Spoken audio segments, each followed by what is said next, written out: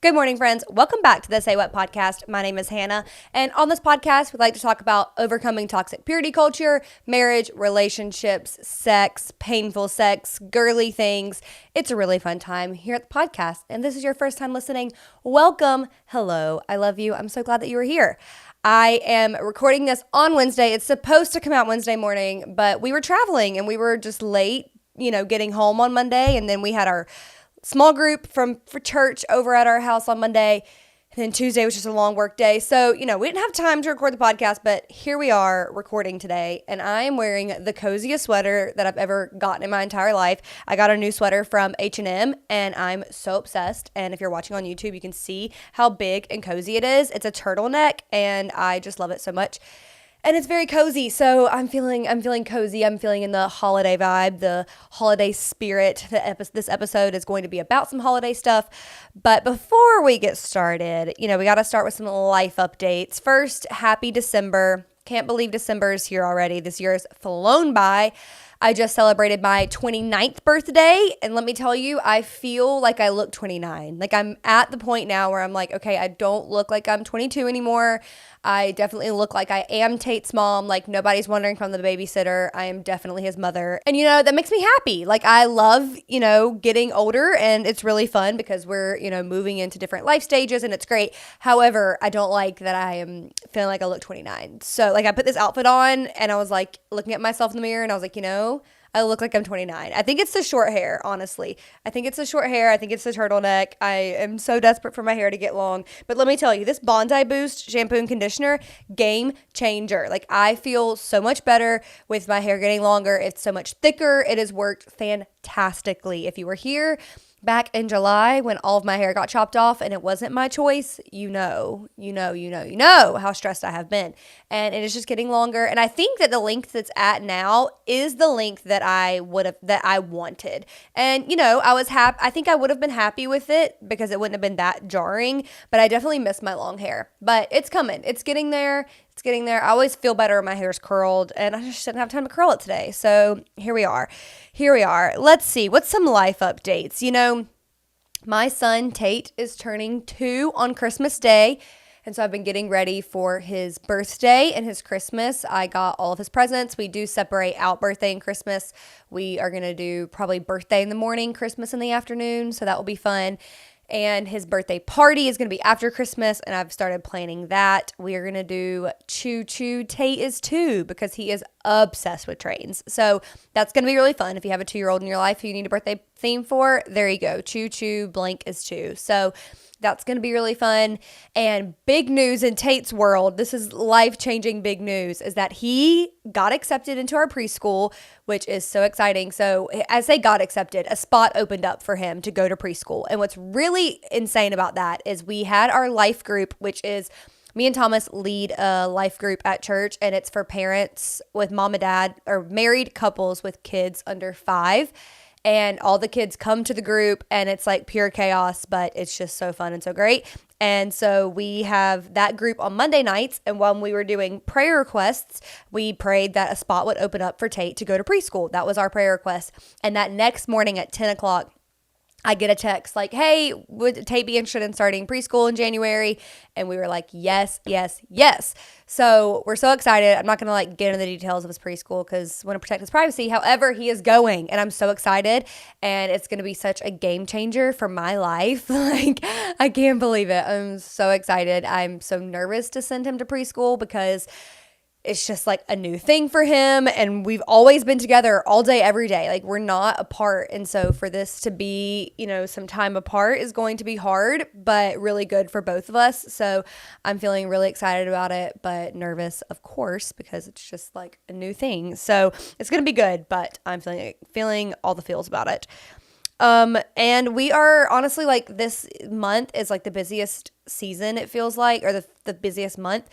I mean, it's busy for everybody, But what I wanted to share is I'm really excited because we have like 3 holiday parties to go to.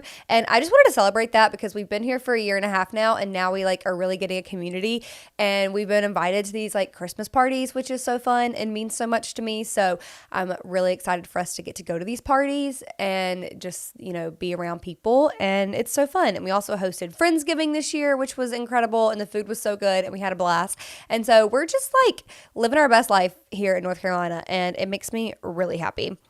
And also today is the Spotify Wrapped, which is so fun. If I did show up on your Spotify Wrapped, I would love it if you would post about it on Instagram so I could share your stuff because that's like really fun. So I got to see my own personal Wrapped, and I know you're all going to be so shocked, so surprised, never saw it coming that Taylor Swift is my number 1 artist. I know you would have never guessed. So Taylor Swift was my number 1 artist. My top 5 songs are solely from the Tortured Poets Department, and that is definitely officially my favorite album. And my top song was The Smallest Man Who Ever Lived. Now, me and Thomas are as happy as we can be. We truly have an incredible marriage. And I'm not just like saying that online. Like we really do. We really are best friends and we love each other so much and we have the best time together. And so nothing about that song in my life can I relate to. However, I love that song. Like it's so good, so fun, so relating or not relating.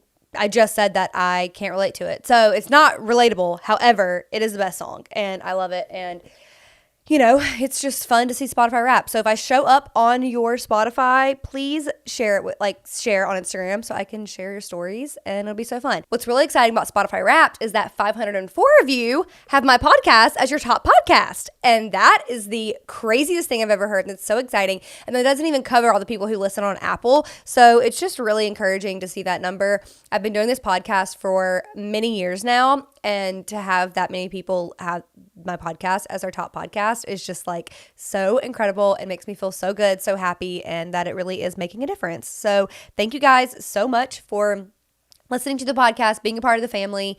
It means the world to me. Okay, one more just update is that I'm using ShopMy now, so you can go to my ShopMy. Every other influencer is on ShopMy, I know, but I'm joining the club. So you can go there to look at all of my gift guides. So I have a gift guide for her and a couple's gift guide and a toddler gift guide. I did not do a gift guide for him. So sorry. So many other girls on the internet are doing that. So I apologize for not doing that one, but I have stuff for couples. And honestly, when you look at this list, you guys, you're not going to be shocked. Like I always talk about the products that I love because I am not somebody who shops all the time. Like we don't have unlimited money. We're trying to save money so we can buy a house. Tate is now going to preschool. Like we don't have unlimited funds. So I'm not somebody who is shopping all the time. I only shop really when we need something. And so if I tell you that something is good, it's because I have spent my own personal money on it. And it really is like what I would buy, and I do buy. And it really makes my life better. And so I'll be linking that. I'm also probably going to link every episode on there so you can have the things that I talk about in the episode that I like a lot. I'll link all of those on there and my outfits in case you're curious. I am not somebody who you're looking for fashion inspiration, but I will tell you when I find a good sweater, and the sweater that I'm wearing has changed my life.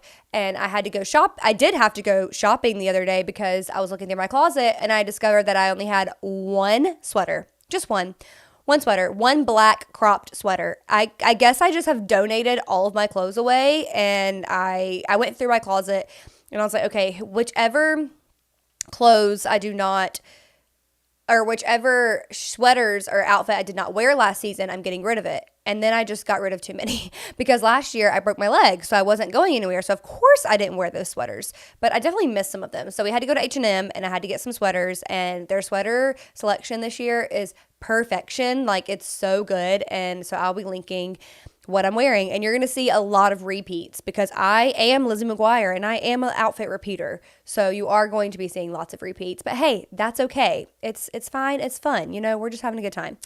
So there's all my updates for you. I would love to hear your updates. So send me a DM so we can chat about it. I love to know what's going on in your lives. I unfortunately have to use my phone today because the iPad is just done. Like it is done. We need to reset it. We need to delete everything. It's logged in on Thomas's account, and so it's all kind of messed up. So we're gonna use my phone today. So it's not very fun, but is what it is. So I wanted to talk about surviving vaginismus during the holiday season, because let me tell you, this was some of the hardest times when I was experiencing vaginismus was the holiday season, because you are seeing pregnancy announcements all over. Even if you don't want to have a baby, seeing a pregnancy announcement can just like dig a little bit harder because you're not even able to have sex. So even if you wanted a baby at this moment, you probably couldn't do it. And so it just like is another reminder of like what's not happening for you. And you're also, when big moments happen in life and you're married, like a lot of times you want to celebrate by having sex. And it's like a fun thing to do when you're married and a celebration. And so when you're not able to do that and you're seeing all these other people have these announcements, it just like hits a little bit harder. You're like, okay, I am not getting to experience this. This is not fair to me and it sucks. And so this season just feels like it amplifies all of the feelings that you have from experiencing vaginismus, like so much higher than other times of the year. And that may not be the case for you, and I hope it's not the case for you, but if it is, like just know I've been there, I get it. It was just so disheartening seeing pregnancy announcements, seeing people just having fun and hearing, like getting the questions. Always like, when you're having a baby, what's going on with you? And inside you're just like internally freaking out. You're like, all I want for Christmas is to be able to have sex with my husband and I can't. And it hurts. It hurts. It's like, that's what you want to sell people, but you also aren't telling people that because it's a personal thing and you're not just like telling your grandma that you can't have sex. You're not doing that. And so it's just a really hard time. It's a really hard time. It's a lot of suffering and silence, I feel like. And so I wanted to give you a guide to surviving vaginismus during this next month, because it's just like, it's so hard. And I get it. I've been there. I remember people, always asking how we're doing and how things are going, because you're seeing people that you haven't seen in a long time. And, a lot of times it would come to my mind of like, I am struggling so much, especially after I'd started going to pellet floor physical therapy.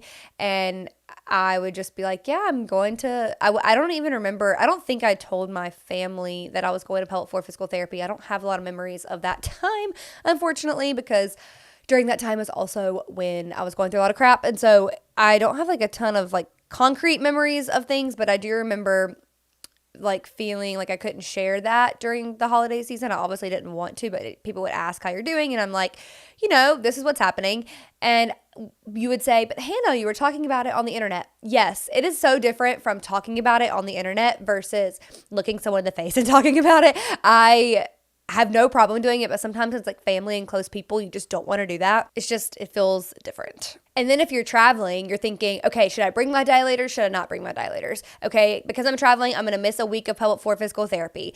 Everything's going to be thrown off for us. Like, how's my body going to respond? I'm going to be more stressed, so I know that is bad for my pelvic floor, so I'm feeling more tense. And so you're just like kind of all over the place. Like, I don't know if it consumes you the way it consumed me, but it definitely consumed a lot of my thoughts all the time of like, my body feels like it's rejecting me all the time. And while some people may say, okay, it's just sex, it's fine, it's not that. It's so much deeper than that. You're feeling so left behind. You're feeling so rejected by your body, and like your body doesn't want to work the way that it should. And that hurts. Like, it hurts deeply to feel like your body is so broken and that there's no hope in sight. And so it does consume your mind. So if you have vaginismus, it can consume your mind. And you're not the only one who's going through this, even though it feels that way, because this is such an isolating experience. You're not just walking around telling Joe Blow like, hey, my vagina's broken. Like when I broke my leg, everybody knew that my leg was broken. Everybody knew I couldn't walk right. And so they were asking me how I was doing and checking in. But when you have vaginismus, it's like, you're not telling everybody that. Nobody's checking in because you're not talking about it because it's your vagina. That's private, unless you're me and you're telling the entire world. But I just understand. It feels like there's something that you're suffering in silence with. And I do think we should normalize it more. I do think it should be something that we talk about. That's why I'm talking about it on the internet. But I also am totally understanding of people who are living a more private life and don't want to share those things because it does feel really personal and it is really private. So I'm not going to look at you and tell you like, you have to tell everybody in your life what you're going through. We have to normalize it because I get it. I understand. I'm not looking at some random person at church who I don't really know and I'm like, I have vaginismus. You know what I mean? It just feels a little bit different and invasive, and so you're not wanting to share those things. So it is just like a season of suffering more in silence, and it just feels more amplified because when you have a joyous thing happening in your life, like I said, you want to celebrate that with physical intimacy. That's why birthday sex is a song. That's why people always talk about getting, doing things like that on your birthday. And it's also because it is fun and enjoyable. And some of my fond memories are like me and Thomas would have a great day and a great date, and then that night we had great sex, so it's like good things. But when you have vaginismus, it just feels like it cuts deeper and it's harder for you during this time. So I have a little guide for you to surviving this holiday season that we will talk through. And it's also hard because what is supposed to be a really joyous season and really happy and bringing you lots of fun, it just feels like there's a cloud over it because you can't do the thing that you want to do. Like I said, like when someone asks you what you want for Christmas, it's like all I want for Christmas is to have sex with my husband. Like, and you don't want to tell people that, but it just feels like there's a cloud over what you're going through because this is so like deep and heavy in your life. And so here is your guide to surviving vaginismus during the holidays. We have 5 things that we are going to talk about, and there's an honorable mention number 6 in here actually that I'm just now remembering that I missed, and let me write it down. Okay, I got it. Honorable mention number 6. Okay, we're going to start with number 1. This is in no particular order. So the first thing to surviving the holiday season with vaginismus is like when you have vaginismus, you often think when I can have sex, I will do blank. So when I have sex, when I'm healed from vaginismus, I will be able to have sex on Christmas Day. When I'm healed from vaginismus, my body will feel more relaxed and not so tense all the time. When I'm healed from vaginismus, we are going to just have sex all the time and just be so connected, and it's going to be so great, and we're going to feel so much better. So it's like when I'm healed, blank will happen. I will be able to do blank. And so I want to help you change your perspective on that this holiday season. And instead of focusing on what you can't do at the moment and what you will be able to do, let's talk about what you can do now. I know one of the things for me was like whenever I'm healed from vaginismus, we're just going to have sex all the time. And instead of thinking about it like that, I can say, well, now I can still be intimate with my husband. Remember, sex is a big like umbrella term, and there's hands, there's oral, there's other things that you can do that are still very connecting. Dare I say oral sex sometimes feels more intimate than penis and vagina sex.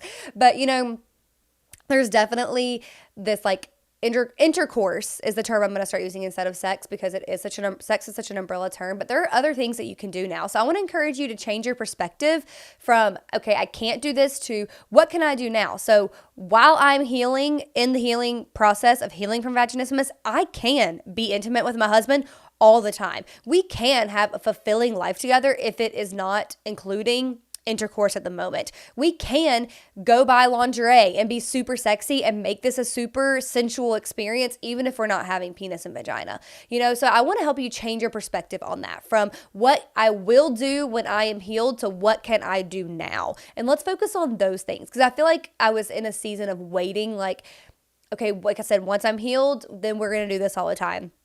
And I wish that I would have changed that perspective to, well, I can't do this right now, but what I can do is still be intimate with my husband all the time. Like we can still have that fun, intimate moment and try some new things. The opportunities, I don't want to say are endless because obviously the one thing that you want to do, you can't do, but there are so many other things that you can do besides just like having intercourse.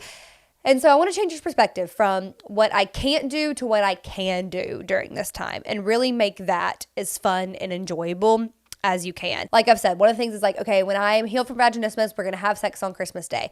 Well, instead of saying that statement, say, okay, well, on Christmas Day, we're going to go on christianfriendlysexpositions.com and find a new position to do the things that we can do at the moment. And we're going to make that so fun and so special. So you can still make that special without having to wait until this one thing can happen. It is good to have goals and aspirations and hopes for things that you will be able to do when you are healed because that keeps you going. That keeps you motivated. You have something to look forward to. You have that like goal in mind, that, joyous experience, but I don't want that to take away from what you can do now. So let's try to shift our perspective from what I can't do at the moment to what I can do and see if that kind of helps your overall, feelings about it this season. Because I want to take you from feeling sad and alone and, disappointed to feeling excited about being able to connect with your spouse, excited about, the healing that will come one day. But I want you to feel joyous in these moments and connected with your spouse rather than feeling, alone and sad and feeling disappointed this season. Okay, the next part to the guide to surviving vaginismus this holiday season is to treat yourself to something spicy. I feel like when I couldn't have intercourse it didn't feel like we could still do all the other things that come with being able to have intercourse. Like I just felt like lingerie was disappointing because I'd put it on and then we couldn't actually do what we were wanting to do. And so it just felt like a little bit like I was kind of left out of that. And thinking about the toys and stuff, I was feeling a little bit left out. We've always had a vibrator. Since we got married, we got one, but it just felt like we couldn't do any of that stuff. But you totally can. You absolutely can. So treat yourself to something fun this holiday season. Mentionables has these bedroom dice that you can absolutely use right now. You don't have to wait until you get married, you don't have to wait till you get married. You don't have to wait until you can have intercourse to use those dice. And so they have like lick, blow, suck, and then it's like different body parts. And so you absolutely can use that without having intercourse. And so that could be a really fun thing for you. And I'll link that in the episode notes. They are like high quality dice. Like they're really heavy. I was holding them and I'm like, whoa, this is a lot more heavier than I thought. And so I would treat yourself to something like that. Mentionables also has a crotchless lingerie. And I'm thinking of my, Vaginismus girlies and how fun that can be for oral, like that could be a blast. And so you definitely need to look into the crotchless underwear, crotchless bodysuits. And again, I will link some of the ones that I like in my ShopMy for you. But you definitely want to treat yourself to something fun this holiday season. It's not just reserved for people who can have intercourse. It's for everybody. There is room for everybody. So treat yourself to something spicy so you can have something to look forward to and you're not feeling like you are left out of that part of the conversation. It can still be fun. You can still use other toys. You can still do other things, even if you can't have the intercourse. And so treat yourself to something spicy. Like I said, the lingerie could be really fun. The bedroom dice could be really fun. A new vibrator could be really fun. I am still on team $6.99 vibrator, $6.99. Because you guys, we have gone through a journey on Amazon with my favorite vibrator. It was, for the longest time, I think it was like $8 or $9. And then it got taken off and then it got put back on and it was $20, even though it's the same vibrator, and it was $20, which was super frustrating. And I found another one that was very similar to it. That was back to like $9, and it's not the same one. So I used it, but it wasn't my go-to. But then I just the other day found our vibrator. It's back on under a different retailer, and it is $6.99. I still think that one beats any of the other expensive ones I had. We are going to be getting another one soon, which I love because it's also like research for the podcast. So I get to buy some fun things with my business bank account, so it's fun for me, but it's also research for you. And I'm trying to look for one that if you're on your stomach, you can use it. So I'm going to be ordering that, and I'll let you guys know how that is at some point. But treat yourself to something fun. You don't have to wait until you can have intercourse to buy all those fun things. So definitely do that. That is your second part to your guide to surviving vaginismus this holiday season. Third, this one is really important, you guys. So if you're in a dilating routine, if you're in a therapy routine, the holiday season, you have so many parties you're going to. You've got so many work requirements that you're having to do to seal up before the end of the year. It's just a really busy time. It's a really stressful time, and you absolutely have to give yourself grace for maybe missing a dilating session, missing an appointment. You have to give yourself grace for that this season. You may lessen the amount of time that you're dilating at home. You might, like I said, need to miss an appointment or two for your pelvic floor physical therapy, and you may be feeling really guilty about that because you're trying to do everything you can to experience healing, and then it's not happening. And so you're like, okay, well, if I take a week off, is that going to set me back? No, it's not going to set you back. It's okay. You absolutely have to take care of your body and take care of your, physical self this season. And so you have to give yourself grace for missing those. If you're traveling, I don't want you to feel the super pressure to bring your dilators. If you're feeling super motivated and like you'll dilate when you're traveling, and that's okay, by all means bring them. But I don't want you to feel so stressed and pressure that if you don't bring them, you're going to be set back, weeks and weeks and weeks during your healing process, because that's not true. It's okay to take a break. It's okay to kind of like take some time off and then really reevaluate in the beginning of the year. It's really okay. And I want you to give yourself grace for that, because honestly, I feel like the stress on your body from thinking about all of this is probably worse than just skipping a week of dilating. Like, I don't know that scientifically, but that's just how it feels, because stress in your body definitely is related to vaginismus and can make it worse if you're feeling super tense in your body. And so while you may be taking time off, I do want to encourage you to take care of your body the best that you can. If you often do yoga or stretches or your breathing exercises to keep yourself calm, like, you want to keep doing those things, because you want to keep yourself in a calm state if possible. But I just want you to give yourself some grace during this time for taking a break, taking some time off. Like, it's okay. You're not going to send yourself back. And when we do circle back in January, you know, we probably will be having some conversations about, okay, we got to get back on our grind. We got to get back on our, you know, healing journeys. But for right now, we're giving ourselves some grace. We're taking some time. It's okay. The world is not going to end if you just skip one dilating session because you want to go to dinner with your family. Like, it's okay. I just want you to give yourself grace and not feel so guilty for that, because it's okay. This is a journey. This is truly a process. Like, and it is not a linear process. It is very much up and down, up and down, up and down. And so it's okay to take some time off if that's what is best for you during this time. Give yourself so much grace. Number 4. You got to get off social media, you know, except for following me. I'm just kidding. If I don't see you for December, that's fine, because you've got to get off social media. Comparison is the thief of joy.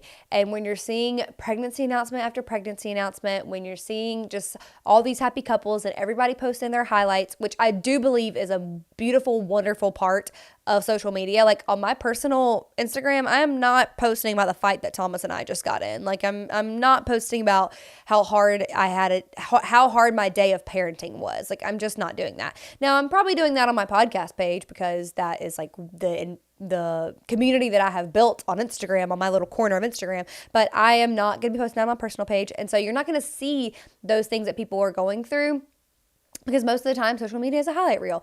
And so when you're just seeing all this like joy over and over again while you are feeling like you're suffering, it can feel really lonely. It can feel really disappointing. It can feel really like just feel like you're forgotten, honestly. You're feeling like God has forgotten you because you've been praying and asking for healing and it's not happening yet. And so when you're just seeing all this joy, it can be hard to be happy for other people. And I definitely think there's space for you to feel so happy for someone that they got something, but then inside you're also feeling really bummed because it's not happening for you. And so I think just taking a break from social media during this time is probably really helpful. And if you don't want to get all the way off, because I personally, I love Thanksgiving. I love Thanksgiving, I love Halloween, and I love Christmas, being getting to see everybody's pictures and their families, and I love seeing the kids dressing up, and I just love seeing people's family pictures. I live for it. I'm I want to see your Christmas card. I want to see your photo. I've got 2 Christmas cards on my fridge right now. I want to see them. It brings me so much joy, and so I look forward to it. And so maybe if you just have okay, I'm going to do 5 minutes to go catch up and see people's photos because I want to see them, and then also take some time off. Because comparison is a thief of joy. And I just don't want your joy taken from you more than it already feels like it has been. And so we just got to take a break. We got to take a break. Just set the time limits on your phone. Thomas has this app that he uses called ClearSpace. And it is an app where you literally have to do push-ups to open up certain apps on your phone.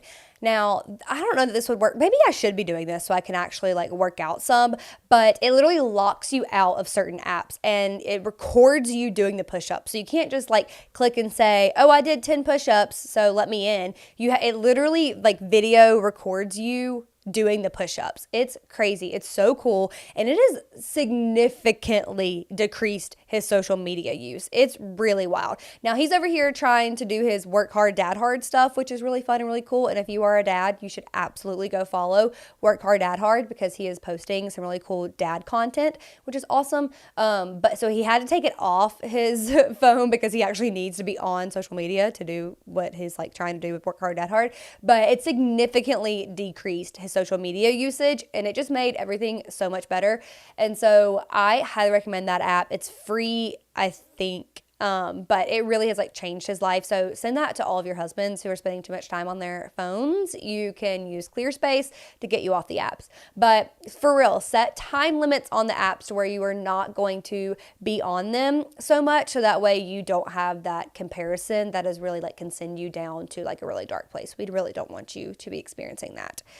And the last one is, because we had our honorable mention, number 5 is change the subject if your family is asking you about having a baby. Because even if that is not something you and your husband want to do, if you do not want kids, it's easy to answer that and just be oh, we don't want kids, or it's not the right time. But it just feels like such a gut punch, because you're don't know how we're going to be able to have kids one day because I quite literally cannot have sex at this moment. So does that mean we are going to have to do IUI or IVF and because we can't have sex? And they do have some like at-home insemination kits that you can do that's not necessarily an IUI that I don't know all the details about, but I have seen some things like that before. But it just feels like an extra like gut punch because you're like, I can't even have sex to be able to have a child. So even if I don't want one, I can't do it. And then if you do want kids and let's say the timing is right and you would normally be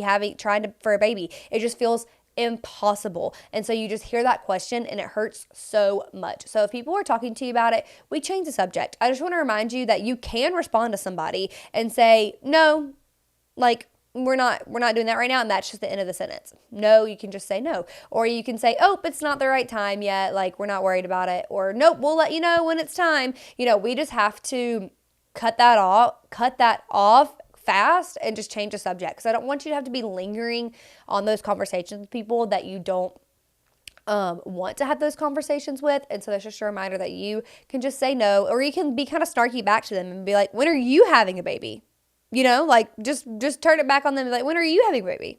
When are you going to get pregnant? And I'd be like, why are you so invested in my sex life? You could also say that to them and just be like, why are you so invested in my sex life? You know what I mean? Just make them feel so uncomfortable because people will ask the most unhinged questions. And for some people, it's just annoying and like an invasion of privacy. But for others, it really sucks. And it hurts so much hearing those questions because you want nothing more than to have a child, And so it just like feels so just brutal when you're experiencing vaginismus and you get those questions. And so we just gotta change the subject fast, which is just a reminder to like answer the question and just move on, change the subject, be snarky back if you want to. I'm in full support, but sometimes I'm not as bold and brave that as I want to be versus when I'm sitting here, I'm like, say it to them. And then it comes up for me and I'm like, I'm just gonna, go away and not answer the question because I'm not bold enough to say how I really feel. But hopefully you are. So that was number 5. Okay, the last honorable mention of our guide to surviving vaginismus during the holidays is talk to your friends. If you have people in your life that you feel comfortable with sharing about vaginismus, I really want to encourage you to do that. If you have a good friend who loves you and supports you and is there for you, share with them what you're going through. I don't want you to feel so alone during this holiday season, and so talk to them about it. Talk to your spouse about it. Have open communication constantly about how you guys are doing with this during this holiday season, because I'm sure your husband also is struggling too, and so ask him about it. Ask him, how he's doing with this, and just let this be like a conversation that's always flowing between you two about how you're doing during this time. And talk to a friend about it. Share what you're going through. Have a friend that you can text and be like, oh, they just asked me a question about having a baby and I'm so frustrated right now and I just need to vent and get it out. And so that can really like change things for you if you're able to have those conversations. And so I just want to encourage you to do that during this holiday season. Talk to your friends, share with them. That is really important. That honestly probably should have been number 6, but a list of 5 sounds better than a list of 6. Not that that even matters. But talk to them during this time, because that will really just help you be able to get through this time. And I want you to remember that you are not alone. There is so much hope for healing. It is not going to be like this forever for you. I just want to encourage you with that and let you know that there's so much room for healing. And I'm so proud of you for taking the steps towards healing. And if you haven't done that yet, I want to encourage you to do that because healing is so beautiful and so wonderful. And you are worthy of healing. You are worthy of not being in this pain anymore. And I just want to remind you of that. And your ability to have sex does not define you, okay? Your identity is in Jesus, and He loves you, and He knit you together in His womb, in your mother's womb. Like He created your body, and He loves you so much. And it says in Scripture that He can heal you. He is a miracle worker. And so I just want to encourage you during this time to keep the faith, keep the hope that it will happen. And I'm here for you. You can message me anytime. I sometimes miss messages, but I do the best that I can to respond to everybody. And so I'm here for you. I love you guys so much, and I hope that you have the best holiday this year. I will definitely have more episodes coming out, so this is not the last one of the year. But I just wanted to tell you how much I love you and how much I'm grateful for you. And thank you so much for being here and being a part of the Say What family. And we will talk soon.